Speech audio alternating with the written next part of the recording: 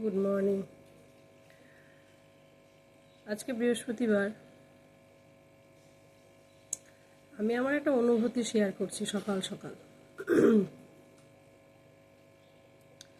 আমরা যখন ছোটবেলায় মেয়ে থাকি তখন থাকে আমাদের একটা আলাদা অনুভূতি। তারপর যখন বউ হই তখন থাকে আরও একটা আলাদা অনুভূতি। কিন্তু যখন আমাদের বেবি হয়ে যায়, মা হয়ে যায়, তখন আমরা সম্পূর্ণ নারী। একজন মা মানে একজন সম্পূর্ণ নারী।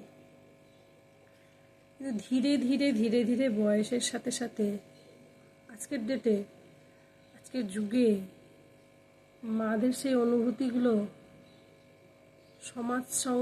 সমাজের জন্যই হোক বা বিভিন্ন চাপেই হোক,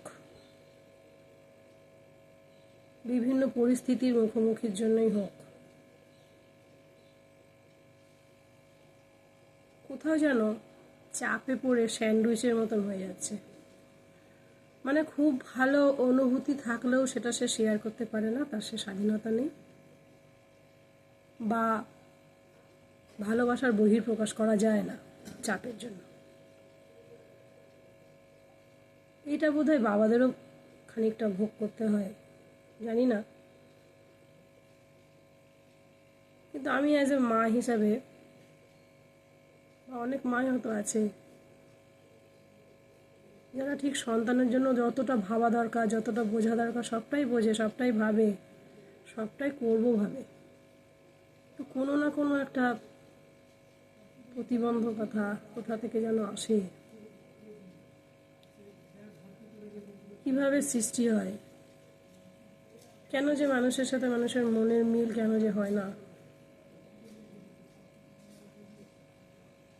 কেন যে একজন একজনকে বোঝে না, রেসপেক্ট করে না,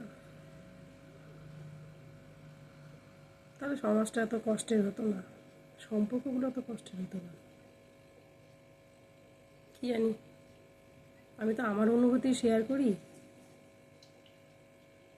বাকি তোমাদের মতামত। Thank you, have a good day.